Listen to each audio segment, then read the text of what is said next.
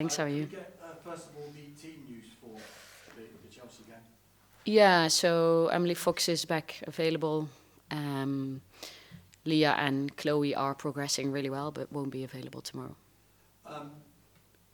Damaging defeat, I guess, during the midweek to lose in the semi-finals to Manchester United. Have you had to lift the players at all? What's the mood been like? It was a frustrating night because we do so many things so well. Playing to the circumstances, the way we build our attacks, getting into the final third.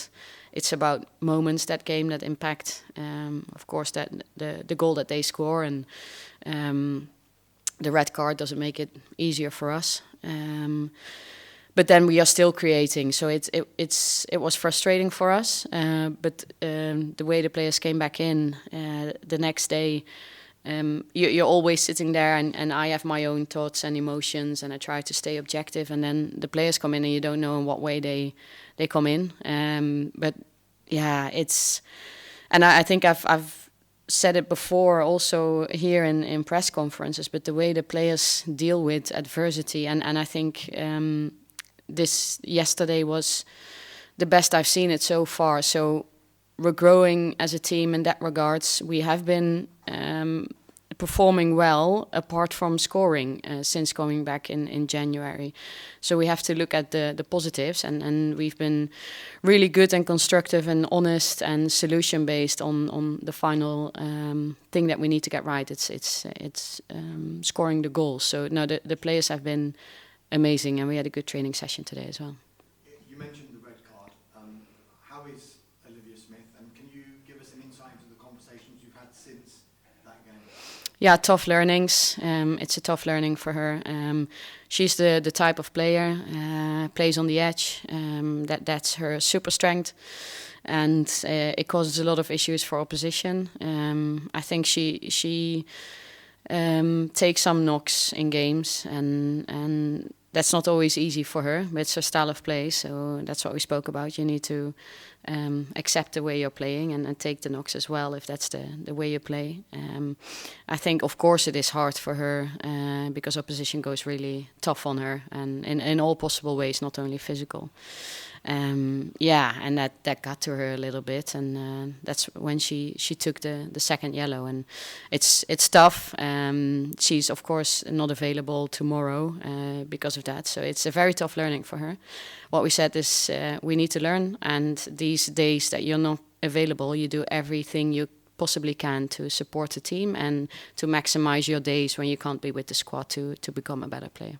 Just final one for me. Doesn't get much tougher than the fixture that you've got away at Chelsea, but is it in some ways a really good fixture, almost a perfect fixture to try and bounce back in? I think like I just said, the performances have been good, so we have belief, and the players play with confidence in that sense. I believe in the players and what they're doing, so I think it's a good moment, and we always love to play these big games. The players rise to the occasion, and we know the task tomorrow. We want to win. We need to win. We need points, and that's in one way it creates clarity in what we want to achieve and what we're going after tomorrow. Good luck. Thank you. Thank you. Hi, Renee. I was first of all going to get your assessment of the Chelsea women that you face tomorrow. Yeah, of course, a team that has been winning trophies over a long time, with Emma and now with Sonja as well, and a lot of winners in that team, I think. So they're a good team. They can do different things. They can set up in different ways. They have threats, definitely, that we need to manage in a really good way. So it's two top teams going against each other. If the two games I've coached against Chelsea, it's a close game at Stamford Bridge with a late goal, and it's the 1-1 game. So both games are very close, and that's what we're expecting tomorrow as well. But we're definitely up for it, and coming off the back of these first three games since January. strong performances in a lot of things on the pitch. Just the goals missing, especially against United. So we are full of fuel to go into the game tomorrow. What are your recent memories of facing Chelsea living at Stamford Bridge? Yeah, like I just said, they come out very fast. They did that at the Emirates as well. They do score early in games, and I think there will be a big crowd tomorrow. We have 3,000 fans traveling, which is amazing. So we'll see them, we'll feel them, we'll fuel them, and yeah. It's that late goal that we conceded, but it was a close game, that away game at Stamford Bridge. Thanks. We'll come to you to call now. Rose? Hey Renee, hope you're well. I had some audio issues at the start, so maybe you've discussed it already. But we saw some pictures of Kyra back with the squad. Is she ready, or is it too soon for her? Yeah, so she's just come back. She was in with us when we restarted in January, but then she only had 2 sessions and traveled back to Australia to see her family. And so she needs to build fitness to be ready to play games. So she won't be in the squad tomorrow. Understandably. And also, I have a question about the 10 position. It doesn't really seem like it's being nailed down by a player at the moment. There's maybe a bit of a lack of goal contributions as well from that position. How do you... Sorry, we lost you there, Rose. Oh, sorry. Could you just I don't know. repeat the end of the question? Because I don't know what you heard. So the 10 position isn't really being nailed down by any player at the moment. Well, not a particular one, at least. Also looking at the number of goal contributions from the 10 in the last couple of months. How do you see the 10 at the moment? Yeah, so we've played different players in that position. Of course, it's been Frida, Alessia, Mariona, Vic has played in that position. I think it's a very demanding position for us. Yes, we want to produce goals and points from that position, but there's also a lot of other things that we ask from the 10. If you look at goal scoring contribution, we have a spread in the team, so we score from different positions. And we have sometimes we are forced into decisions in who plays where, and sometimes we can make decisions. So that's also a luxury position. But like I said, the 10 position is a complex, demanding position for us in the team. All right, thank you, and good luck on the weekend. Thank you. Tim? Hi there, Renee. Sorry if I missed it at the top slot. Can I just clarify about Emily Fox, whether she's in the squad for tomorrow? Yeah, she'll be back in the squad tomorrow. Okay, great. And just going back to Olivia Smith, I appreciate this is not something she's done regularly or anything like that, and you probably don't want to make a massive thing of it, but there's a member of your coaching staff I remember as a player, also called Smith, who also suffered a lot of fouls during her career, and I'm sure Kelly won't mind me saying every now and then she reacted as well. I don't know whether a conversation between the 2 Smiths has happened or might happen yet. No, I'm not sure if that's happened yet. I know that Kelly missed the final, didn't she? So it's they have a really good connection. Kelly and Olivia, they tend to work closely together on the pitch. With final third details. I'm not sure if they had a conversation. It would be a great conversation. I would want to sit in the room and be a fly on the wall. No, it's definitely something that where there is a moment or a situation where they could exchange. And Kelly does that all the time with our forwards and her experiences. And just staying with the forwards, I mean, I think the thing that really defined this fixture last year was Chelsea brought, I think, 4 attackers off the bench, and I think Arsenal brought 3, and one of Chelsea's attackers goes and wins the penalty, and that kind of decides the game. Obviously, tomorrow you're really short on attacking options due to injuries and suspensions. I wonder whether that's a concern or whether actually sometimes having that real clarity can be very helpful as well, especially in terms of your game plan. Yeah, no, exactly like I mentioned earlier. There is clarity in even though it's been tough and especially coming off the back of the United game, it was really tough to take. And but we have clarity in where the team is at, what we want to do, what we want to achieve, who is going to do what. So that's positive. But of course, for specific games like this, if that's the situation, then it can be positive and it's good. But across a season and a longer run of games, then we need. Of course, we want everyone to be fit. Thanks, Renee. See you tomorrow. See you tomorrow. Thanks, Tim. Max. Hi Renee. You mentioned there about like the performances and how against United in both games, it was almost like between the boxes or aside from finishing strong performances, but then couldn't put the ball in the net. Just wondered as a coach, like what your sort of process is when you're looking at a team, when your team's not finishing their chances compared to say last season where in home games particularly scoring like 4 or 5 goals lots in a lot of games. Do you sort of look at that and go, well, finishing is just one of these things that comes and goes and there's sort of so many factors to it? Or does it kind of frustrate you and do you look at it as something that you can work on the training ground and really?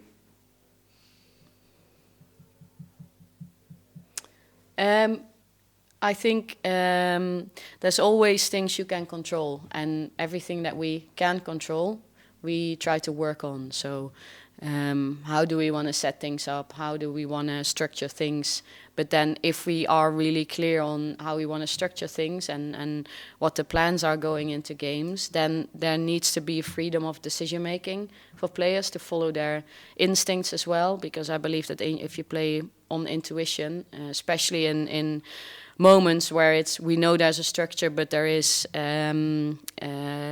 chaotic moments, then you have to make quick decisions, and you do that best on intuition. So we try to find that perfect balance of giving structure and control the controllables, and then also allowing players to play on their intuition and make sure they believe in themselves, and we show that we believe in them because we all do. And just going back to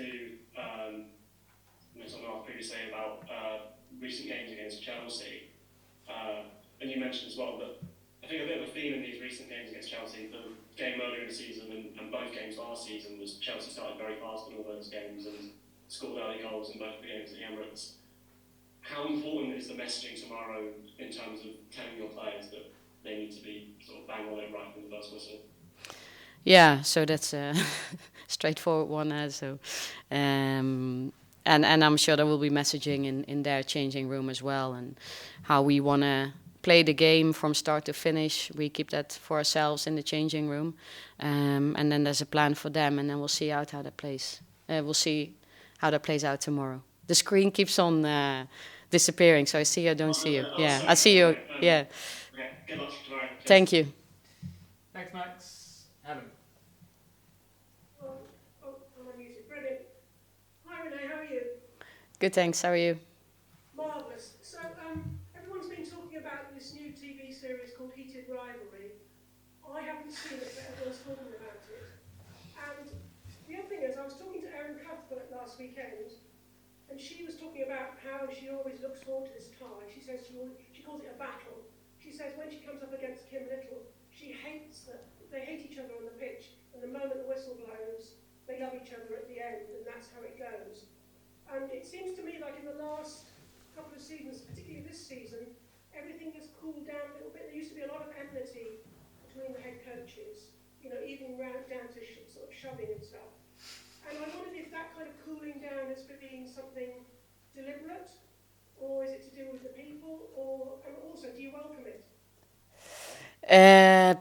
I don't think it helps, so it's not within my personality to go and find fights down the sideline. I don't think that's going to help the game. But of course, we are winners and we want to win this game, and there's a rivalry between the two teams, and that's always going to be there.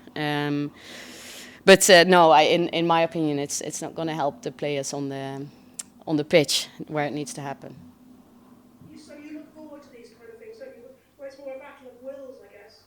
Yeah, I really look forward to it because we want to play against good teams, and it's very challenging, and we want to take challenges. So we look forward to tomorrow, and like I said, we also come off of 3 games where we had one win against Villa where we score 2 goals, but we want to go and prove ourselves because there's a lot of things that we do well, and we want to do those things really well tomorrow because we need to, because we're playing against a really, really good team.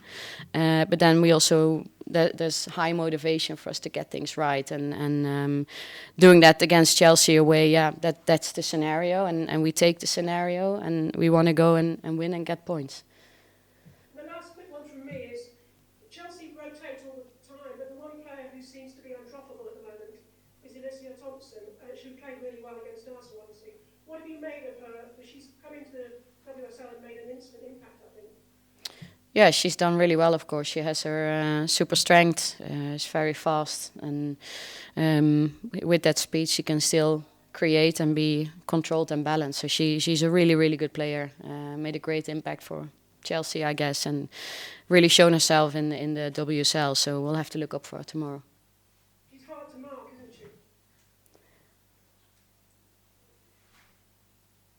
She's hard to mark out of the game. Yeah, we have to find the right ways to stop her. Okay, good luck tomorrow. Thank you. Thanks, Helen. We'll just take a last one from Shubi because we're struggling a bit with the technical apparatus. Renee, just a question for me. There's a chance, of course, that Arsenal and Chelsea meet in the quarterfinals of the Champions League as well. Is that something which is factored into your preparations for this game, or something that you've had an eye out for to get a closer look at them for what might be a meeting in Europe soon? No, this is a game in the WSL, and this is the here and now, and we go into a game tomorrow, so that's not on my mind. Right, and just the final one, in terms of, you have a slate of games coming up across competitions, a pretty busy fixture list. What impact would a good result tomorrow have for the rest of the games coming up in terms of momentum and confidence in the team? Yeah, always, of course, you want to build momentum, you want to win.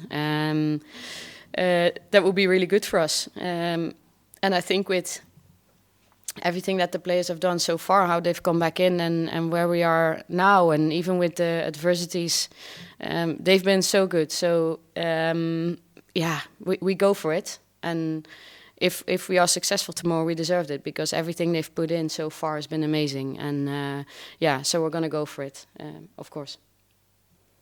Awesome. Thank you. Thank you. Thanks, everyone. All right. Good luck. Thank you.